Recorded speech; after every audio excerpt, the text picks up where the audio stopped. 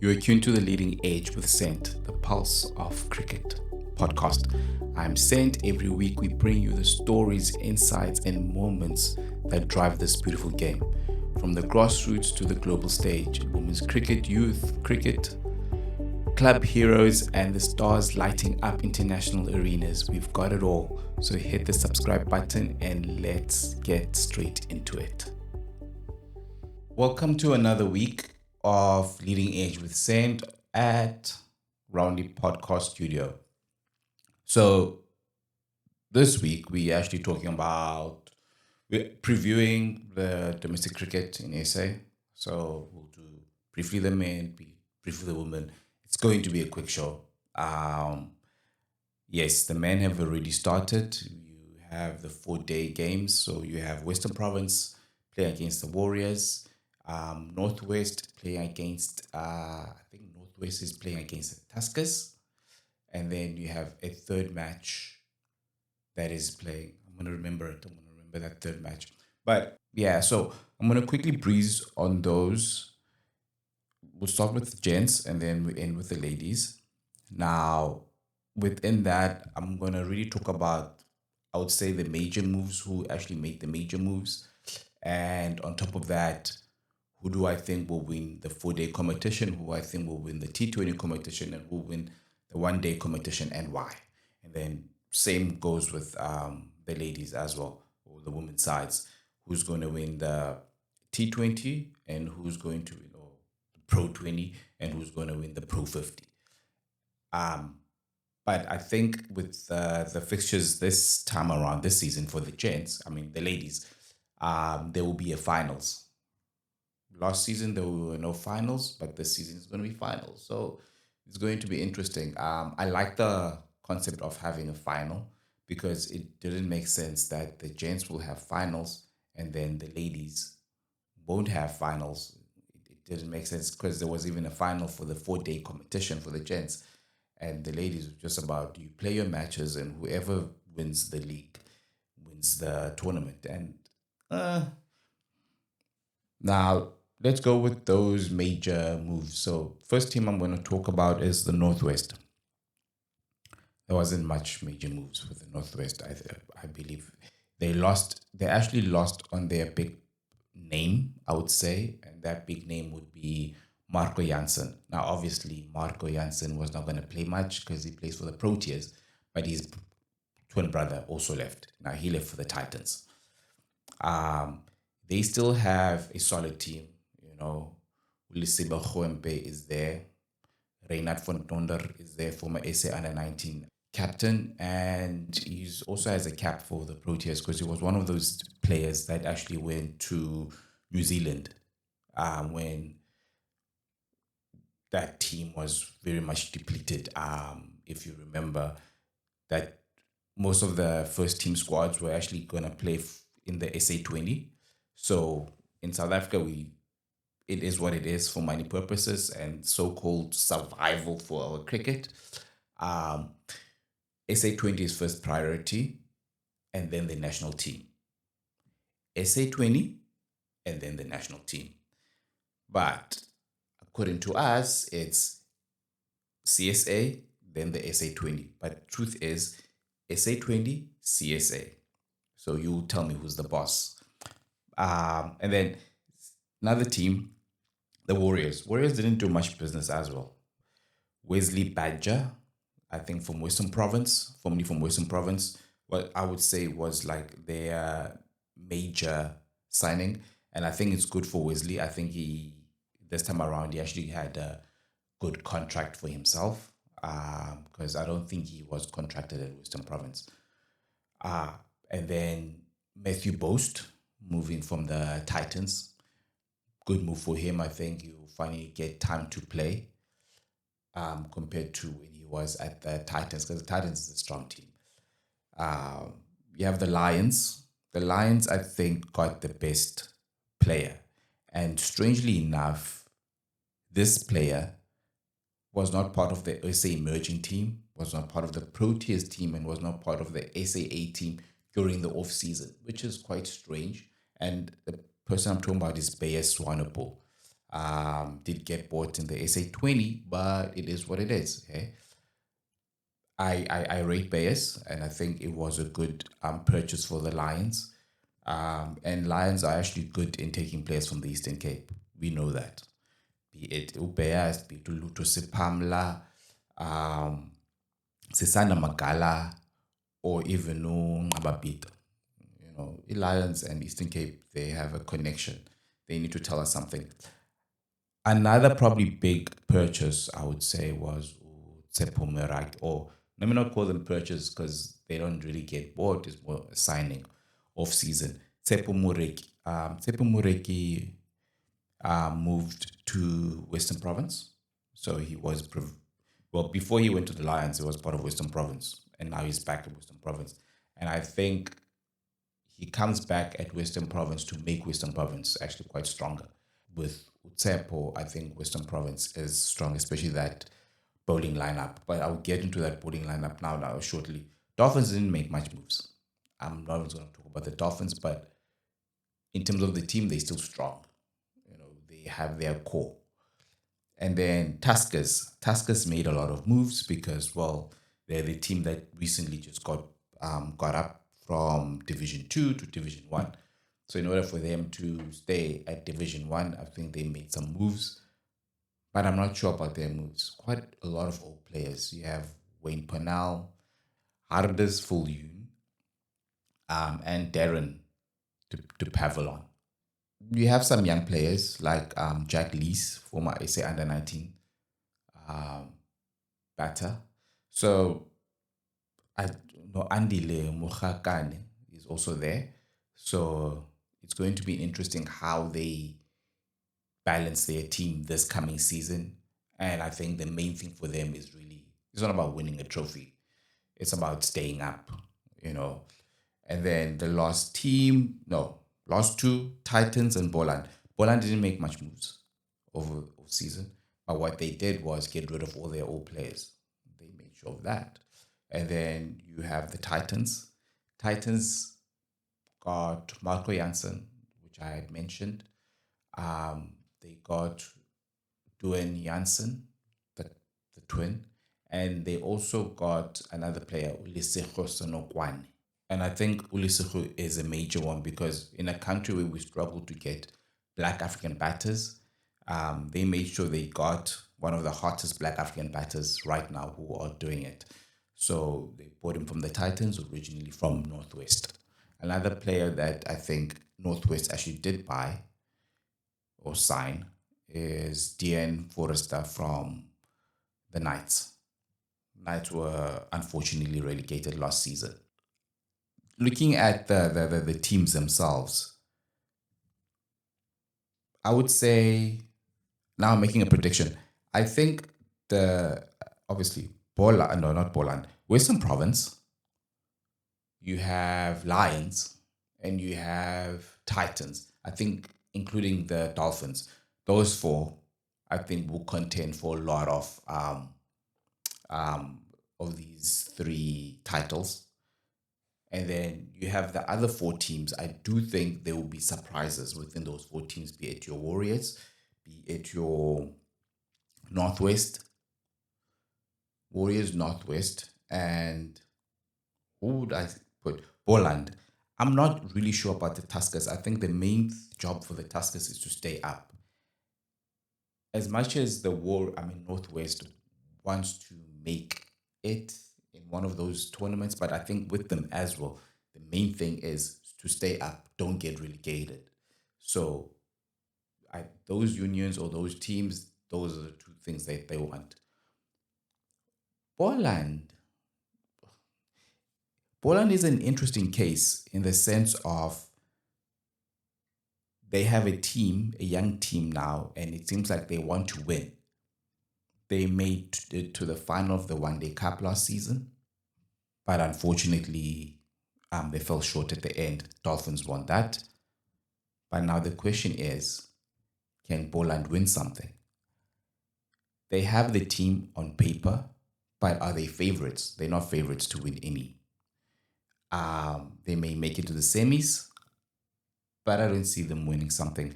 That's including the Warriors. I put Ipoland and the Warriors in the same category in this sense. Now, who do I think will win the 4 Day Cup? The prediction there, I'll put it to Western Province and Lions. And the reason why I say Western Province is because of their bowling lineup. Western Province, by adding Tsepo Murek, they have Tsepo Mureki in terms of seam pace.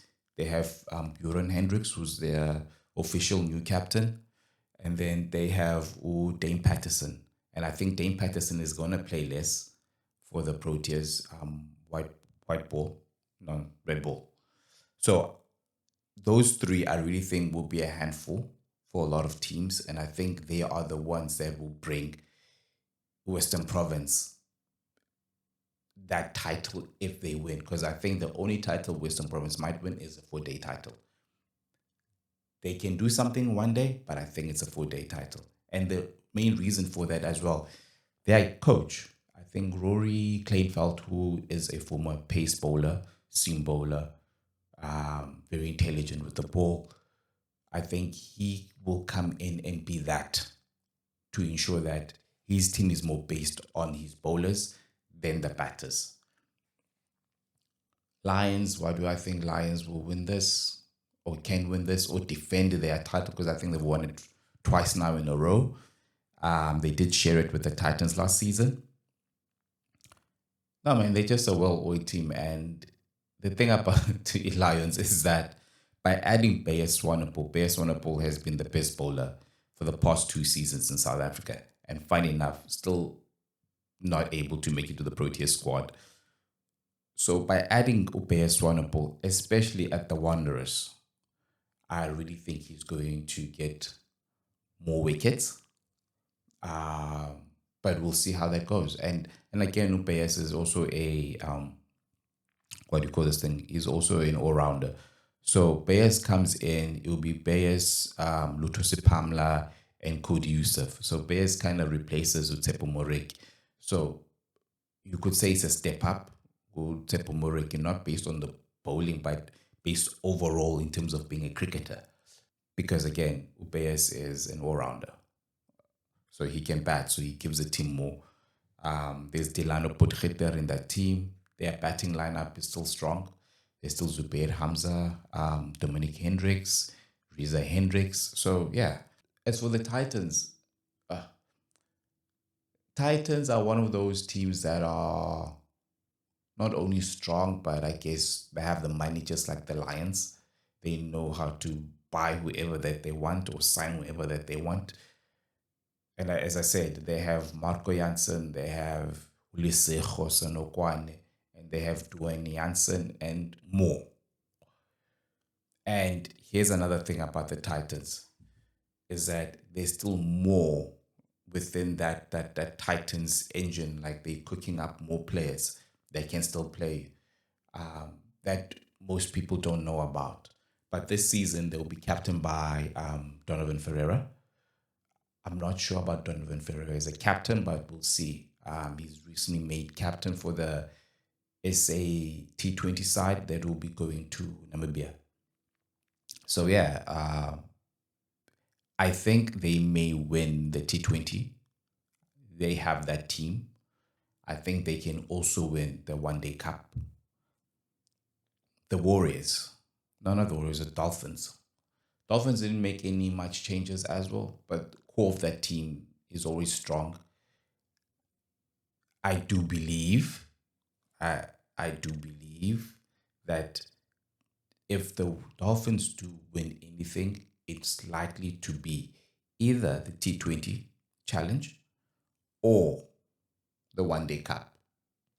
I don't see them winning the 4 Day Cup. As much as not a lot of teams actually do get results at Kingsmead because they're a very strong side at home. But I do believe 4 Day Cup, I'm giving to 2 teams. Either Western Province under Rory Kleinfeld or the Lions. As for the 1 Day Cup, anyone can win it within those 4 teams. But again, I lean to the Titans Warriors, and Lions. Did I say Warriors? Dolphins.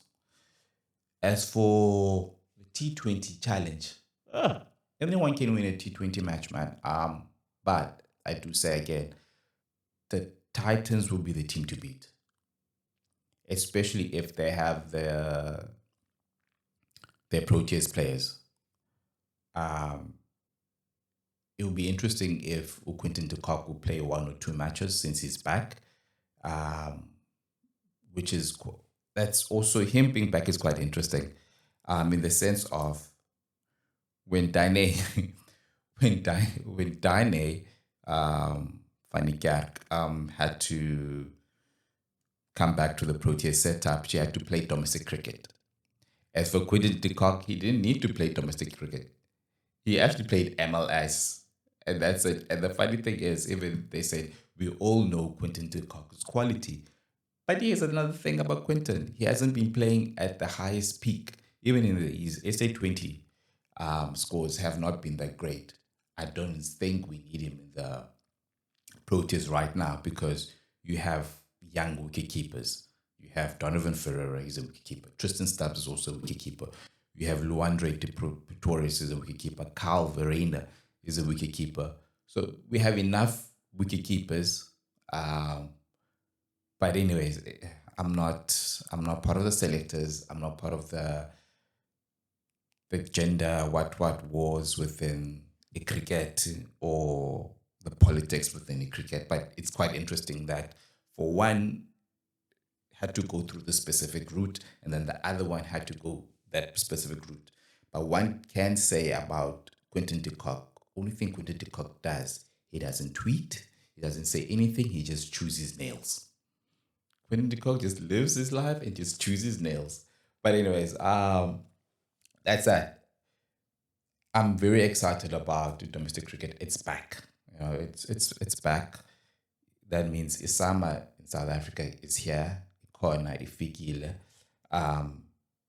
Yes, no more just watching the Proteas. We'll be watching our own teams.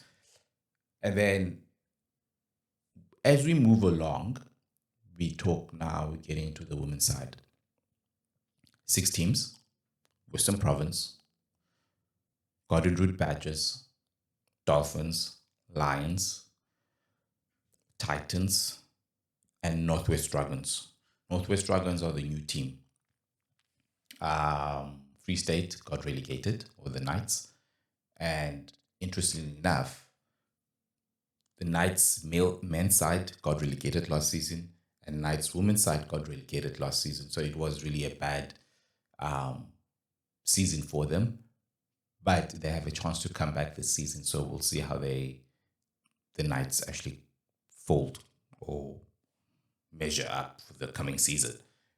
But as for Northwest Dragons, the new kids in the block, they got Mignon Dupria, or AKA Van der Merwe, in the team. They also got Jane Winster from the Golden Root Badgers. So it's a young team. It's going to be an interesting one. I don't see them winning any of the 2 trophies, be it the Pro 20 or the Pro 50. But the main thing for them will be about survival. That's it. And then we go to the Dolphins. Now, the Dolphins got signed 2 players from the Badgers. They signed Asake Nyovane, and then they also signed Michaela Andrews. Michaela Andrews has been a mainstay at the Badgers, just like Jane Winster. You don't speak about the Badgers and don't speak about those 2 players. But now it's going to be an interesting season now that they've both left. Can the Dolphins win something this season? Hell yeah, they can. Because at the end of the day, they know how to win. They have the core team there. They have Nicole de Klerk. They have Alex Candler opening up. So with those 2, they've been part of the SA emerging side over the off season. So I think they can win something, even without Nonkululeko Mlaba being part of the team that much. even without Nondumiso Shangase not being part of the team much. Um, it's going to be an interesting season, I think, for Naidu. I think the leg spinner is going to have a big season. I think she has to prove herself. But the thing about leg spinners as well is that they tend to get better as time goes. So the older she becomes, I think she's going to be more of a threat. She's 19 now. So if we expect her to be world class already, I think it's too much on her. So we'll see how that goes. And then we move to the Lions. The main thing the Lions actually did this past season, really, it's sign Trisha Chet, former Proteas wicketkeeper, as an assistant coach. So that's the only thing that they did, to be honest. Do they win something this season? They have one of the strongest teams. Do they win? They have a chance. They have a chance. I think under the captains of Khomotso, Rampu, they have a chance. And then you have Western Province. Western Province has been winning for I don't know how many seasons in a row. I can't remember in the last 5 years where Western Province didn't win either the 50 over trophy or the T20 trophy. So every season they come back with something. Past 2 seasons, Western Province has been winning the the Pro 20s, the Pro 20 part of the tournament. So yeah, do I think they retain that tournament? I mean that yeah. I do believe they will retain it. The only sad thing Western Province had to go through this past season was that they had, because they didn't add anyone, what they had to do was subtract. So Sarah Smith lost her contract, and Dalmi Taka and Ulara Godal were given contracts by Western Province because they had lost their national contracts. So Western Province had to open up space for those two players. So the team is still very much strong. Sarah Smith will still be playing for Western Province, but she is not part of the contracted players. And then you go to the Badgers. The Badgers made as much moves as I would say the new kids on the block, the Dragons. Uh, so they took a lot of players from, they took about 3 or 4 players from Free State, but the two main ones that I think do stand out is Uzinhle Kula, no Izal Cilia. And then another one I think was significant is Palisa Mampu. Palisa Mampu had to move from the Lions. But it's going to be interesting in the first match how the Lions will go because both wicket keepers that the Proteas have come from the Lions. Sinalo Jafta, no Landos, no Karabo Meso. So Palisa Mampu left because she couldn't be the third wicket keeper. And she has been a mainstay. She's been in that team longer than both of those players. So she just decided, you know what, let me just take my services in the Garden Route region, and she is there for the. So she's chances are she's going to be their wicket keeper, but she'll be competing for that wicket keeper position. Interesting enough. So we'll see how the Badgers actually choose. Do I think they win something this season? No, I don't think they win something this season. I think the Badgers, just like Northwest Dragons, their role is simple: stay up. That's it. But I would say that Dragons stay up, and I would say that Badgers might just go down. It's a prediction. Kill me for it if you want to. But as for the Titans added Miane Smith and added Uluyanda Nzuza, 2 young players. They already have Suneilis. They already have Laura, the captain. They have Masabata Class. They have Anika. It's a strong team. There's Simone Lawrence. It's a strong team per se. I can go on. Nolando Gandhi Jafta is there. But the problem about this team, it never in that top three. Actually, no, let me not talk about top three. It's never in that top two positions. They don't win something every season. It's one of those things where maybe a scholar or someone who's doing a PhD or wants to write a paper just to study this team. It doesn't make sense. On paper, they're really strong. But I do think they also won't win anything this coming season. I think the three teams that will win something, they have a chance of winning something. Western Province, that's one. Dolphins, that's another. And the last one, I would say Western Province, Dolphins, and Lions. And that is it from me in terms of the domestic cricket preview. We waited for this. We really waited for this part of the season. And yeah, man, good luck to the teams. There's been a couple of double hundreds that have already been